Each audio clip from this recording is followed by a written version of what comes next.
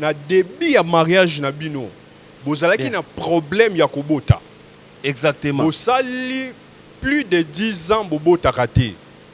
Alors pendant que bozobota te, moi si na yo maman Dorcas azwaki petit frère na ye. Azwaki petit frère na ye bofandaka na ye na ndako parce que bandaki kozwa ba menace ya famille na yo. Exactement. Exactement. Eza bongo papa. Exactement. OK. Mama nanga simisa nga mbongo.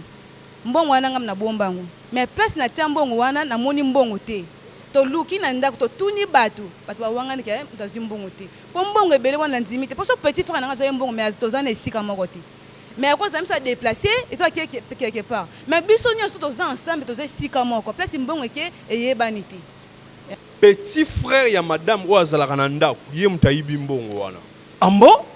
Ye mutayibi mbongo wana. Ambo?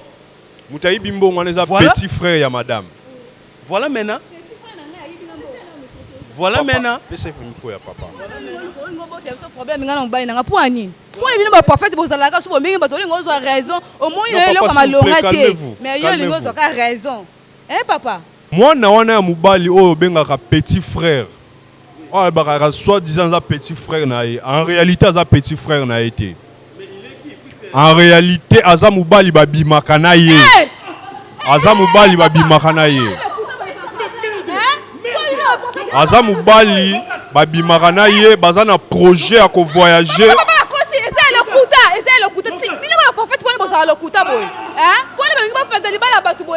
Aza na projet mbongo wana ba voyager. Na likangu na ye oyo afandaka na ndako na yo akosaka ke aza leki na ye. Baza na projet ko voyager.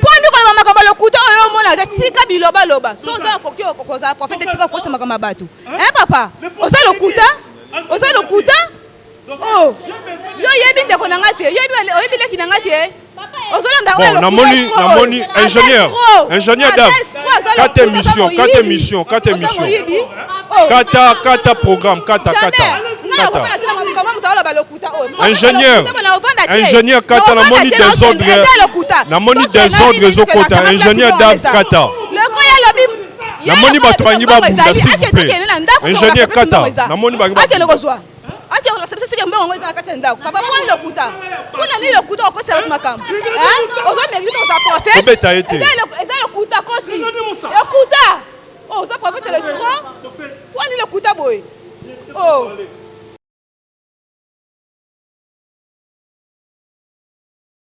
Bonjour, bonsoir chez vous. Ce n'est pas l'heure que vous nous suivez de partout. Et shalom, peuple de Dieu. Nous sommes de partout. Au Bosoté Nakabiso, vraiment, na ba commentaire, na ba appel, ba critique, na bino, et ça vraiment biso to évoluer vraiment dans Moussala. Donc, c'est alors que je vous souhaite la bienvenue dans votre émission Constatation prophétique. Vraiment, cette émission a pour but de édifier les enfants de Dieu, de motiver les enfants de Dieu. Ils ont des problèmes, ils ont vraiment des sami mingi émission où ils ont pour fortifier, ils ont pour édifier. Donc, commentaire nabino et ça la biso vraiment bien, appel nabino et ça la vraiment biso plaisir il y a trop. Donc, nous sommes là toujours en un service Yanzambe. C'est alors que je vais déjà recevoir l'homme de Dieu, les prophètes David Moupadi. Oyo na ko recevoir na émission Alléluia. C'est alors que je vais déjà les recevoir avec beaucoup de joie. Bonjour papa et bonsoir. Bonjour maman Angèle, que Dieu te bénisse. Vraiment papa, ça fait si longtemps que mon a sauté. Bon, ça fait un temps où Nazala qui pas trop dans les médias parce que j'étais en prière. Sur la chaîne YouTube Nabiso David Moupadi TV, Boromo Nazaki toujours dans mon temps. J'étais parti prier parce que Dieu m'a donné un fardeau de prier sur la vie des gens. Bateau bazan a problème, bas sous stérilité, je ne sais pas c'est quoi le problème.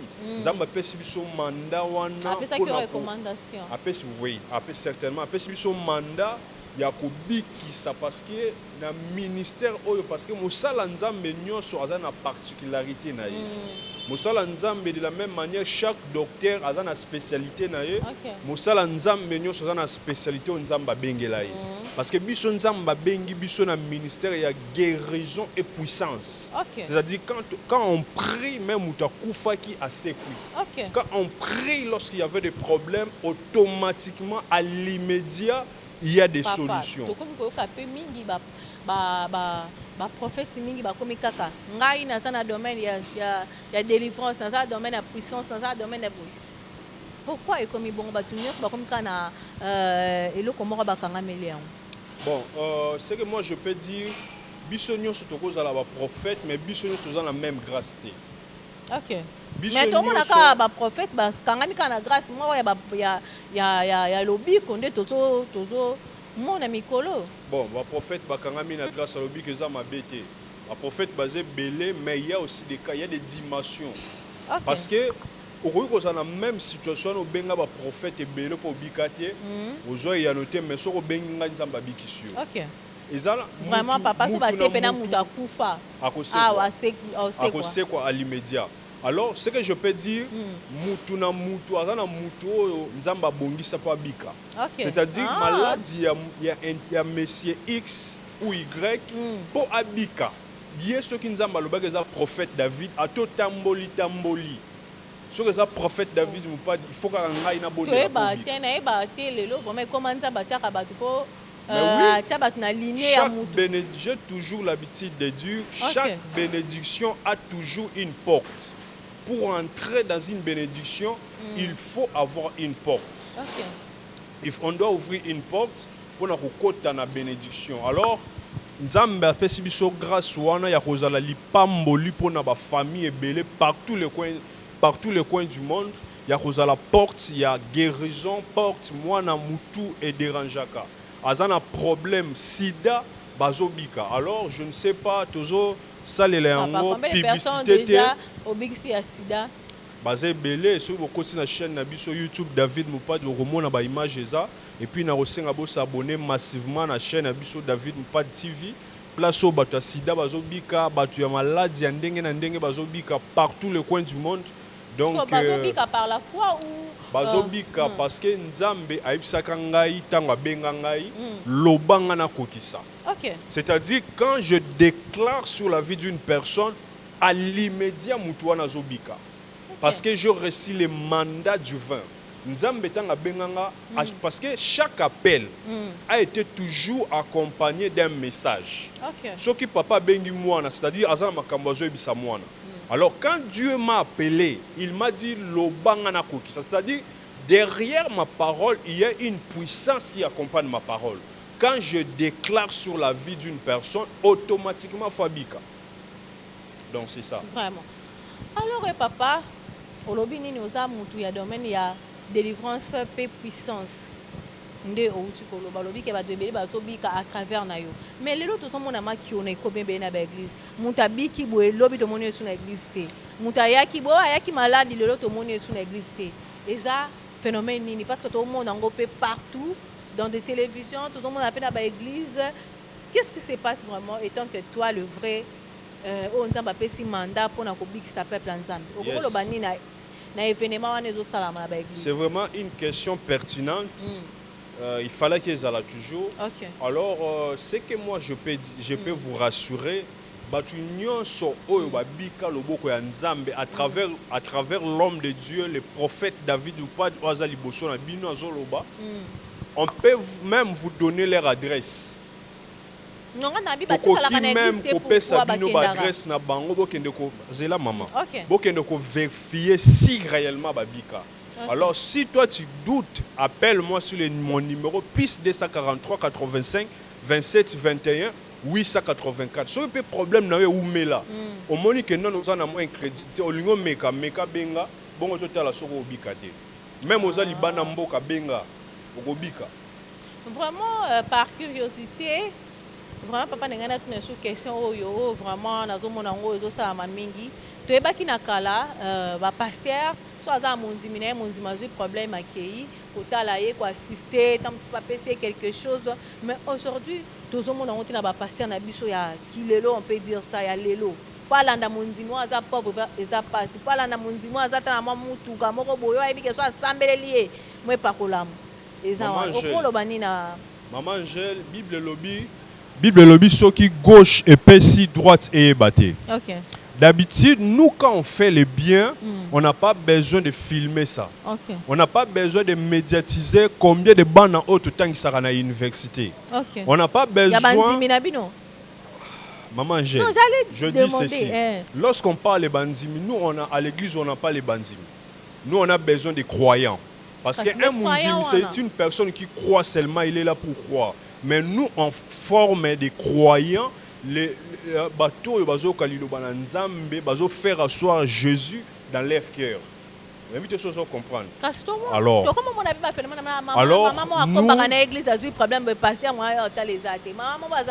on le dit bien au mona. Mais au moni yango, Maman Angèle, s'il te plaît. On le dit bien au mona. Mais au moni yango te pembeni na biso.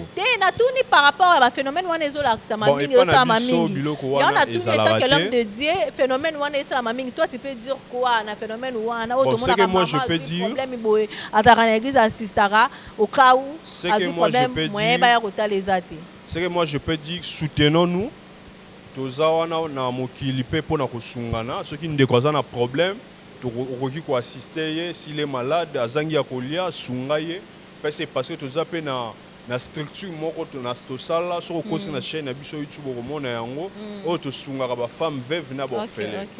Donc c'est un peu ça. Vraiment. Nzamba lobi avant bando sunga ba orphelin sunga ba veuve banana na itonga na yo.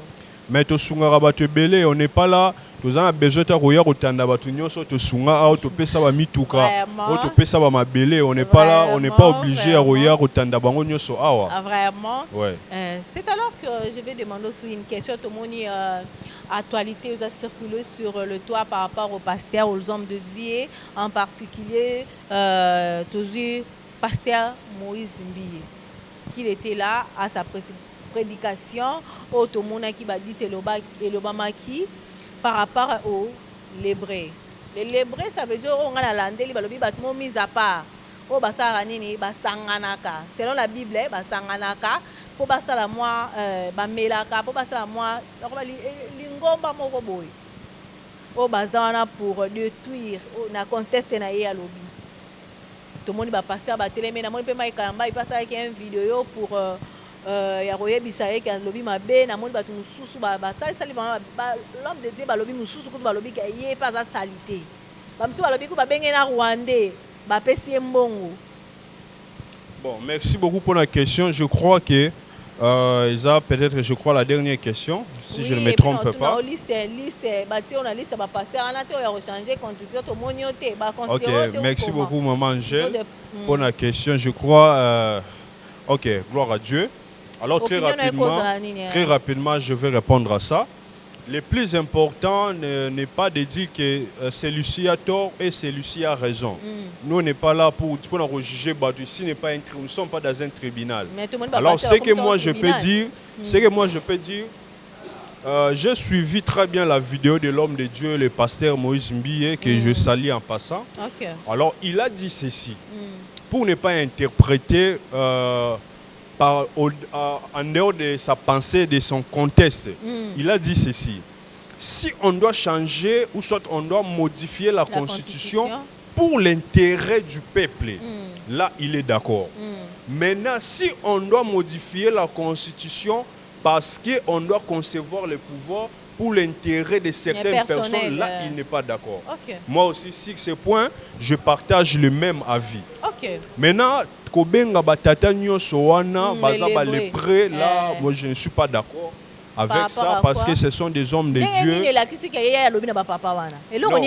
Voilà pourquoi ngana zo répondre par rapport à la question ndenge yo tu ngana lobité que ya lobeli ba papa wana moi je réponds ba liste ba père spirituel wana se bazo lobela lobeli bango loko nini siko la na ba contexte na lobi wana ce sont des choses de Facebook mais ça c'est la méchanceté de l'internet. Lui, il a parlé, il n'a pas cité le nom d'une personne. Il n'a pas cité le nom d'une personne. je ne peux pas être là pour ne plus mieux que Oya Loba qui n'a place naïe parce qu'il est en vie. Okay. Il est mieux placé pour préciser. Oui. C'est que moi je peux dire à l'Obela qui par rapport à la Constitution, alors par rapport à la Constitution, on peut changer la Constitution alors, pour l'intérêt du peuple. Alors, passer à la liste de la Constitution, Maman, j'ai évité question. Ingénieur Davaro répondre aux questions. Vraiment, on va déjà recevoir le couple Mokoye, Lukayo Papa. Je vais déjà le recevoir sur une autorisation. On sait que papa d'abord va côté la biso bango et puis va continuer. Très rapidement, bah oui, au côté.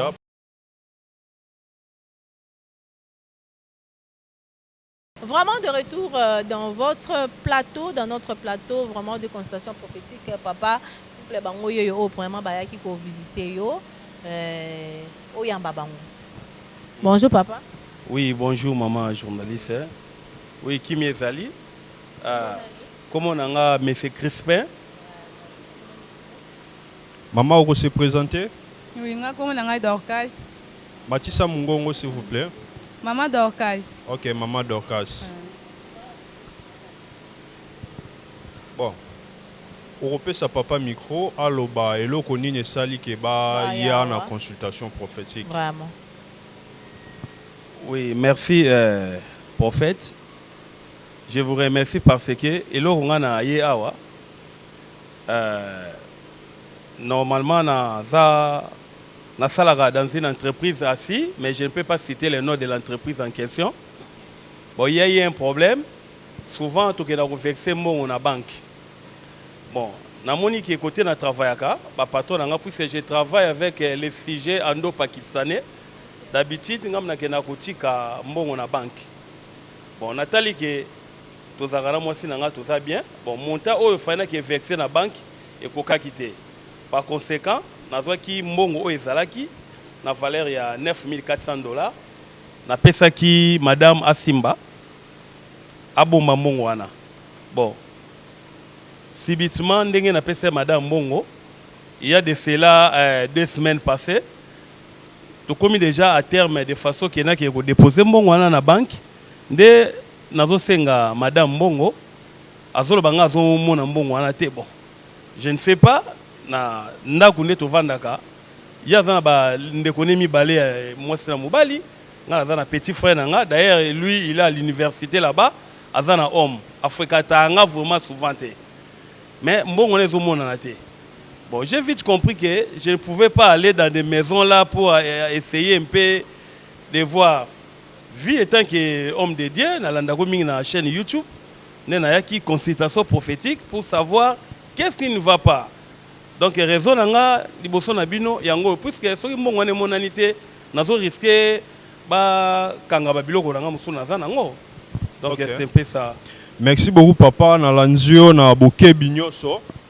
Papa, je c'est la papa miko. Papa mbongo ne oublié ça là combien? Ezaki $9,400. $9,400. OK.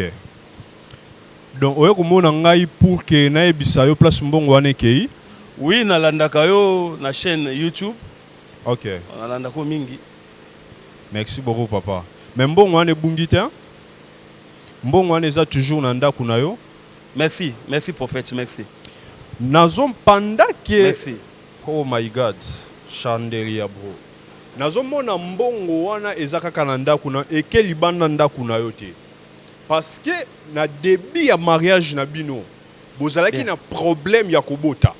Exactement. Bosali plus de 10 ans bobota raté. Alors pendant que bozobota te, moi si na yo maman Dorcas azwa ki petit frère na ye. Azwa ki petit frère na ye. Bofanda kanaye na ndako parce que bandaki kozwa ba menace ya famille na yo. Exactement. Exactement. C'est ça bon papa. Exactement. OK. Tango petit frère na ya fandaki na ndako na yo, maman s'il vous plaît, est-ce que ko le kampanzi boy? Mais bana kiti tia mpandi s'il vous plaît. Papa, est-ce que vous pouvez avancer? Oui, je vous en prie. OK, merci beaucoup. Petit frère ya madame Ouazala Kananda, ye mutaibi mbongo wana. Ambo? Ye mutaibi mbongo wana. En bon. Moutaï Bimbo, on est Voilà. petit frère, ya madame. Voilà maintenant. Voilà maintenant. Laissez le micro, ya papa. problème ngana mobali nanga po ani po ni bino ba prophète bozalaka so bomingi bato lingo ozwa raison au moins Non, ile papa, ko malonga s'il vous plaît, te calmez-vous, mais yo lingo calmez-vous. ozwa ka raison hein papa petit frère nanga ko yiba mbongo ebele bongo na ndako papa mobali nanga simisa nga mbongo wana nga na bombango mais place na tia mbongo wana na moni mbongo te to luki na ndako to tuni bato bawangani ke mutazwi mbongo te po mbongo ebele wana ndimi te po so petit frère nanga azwa mbongo mais tozana esika moko te mais quand ça me soit déplacé et toi quelque part mais biso nyonso toza ensemble toza esika moko place mbongo eke eyebani te hein to vérifier to pandi partout mbongo emonani te. Bon, lokola maman Zotia Tembe, moi je suis un prophète authentique. Na monaka partout. Alors, moi na wana mubali o bengaka petit frère. Oh ba soi-disant za petit frère na ye. En réalité za petit frère na été. En réalité aza mubali babimaka na ye. Aza mubali babimaka na ye. Aza mubali babimaka na ye baza na projet à ko voyager.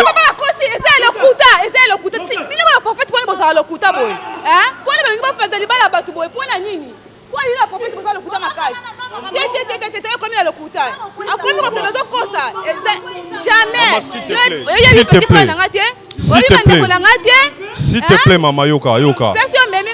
S'il te plaît, calmez-vous, calmez-vous. Calmez-vous, s'il vous plaît. Nazo continuer. Azana projet mbongo wana ba voyager. Na likangu na ye oya fandaka na ndaku na yo akosaka ke azaleki na ye. Bazana projet ko voyager.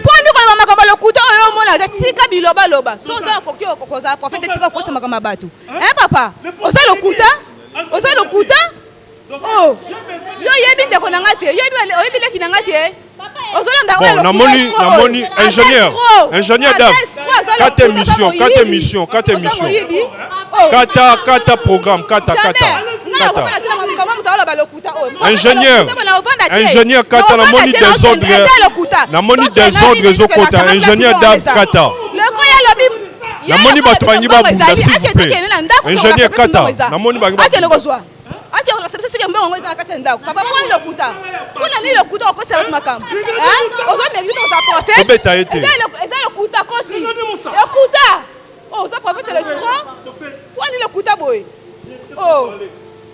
Soki mama Zotia Tembe na komona place mbongo wana ezali. Mama Fanda, maman, s'il te plaît, maman Fanda, zo place. Papa nazo lakisa yo, papa Yoka. Nazo lakisa bino sikoyo bokende na ndako. Place ni bokuta mbongo wana. Nazo s'il te plaît. Nazo lakisa bino message place mbongo wana ezali. Pendant que je suis en train de parler. Fais ça papa micro. Pendant que je suis en train de parler, nazo mona na pouf na salon. Merci. Na se ya pouf batie mbongo. Ok. Nazo mona salon na bino eza na 2 chaises. Ok. Il y a 3 places na ya place moko eza na droite. Alors allez-y maintenant pendant que je suis en train de parler. Botala na saki tu bokomona saki mo ya market. Eza yé na mobali na ye. Okende pendant que je parle. Mais elle ne doit pas arriver chez moi à la maison. Réfléchis. On va t'arrêter maintenant. Sachez très bien, on t'arrête. Tu vas voir. Comme ça, moi je n'ai pas retiré l'argent. Papa, kende ko zombo.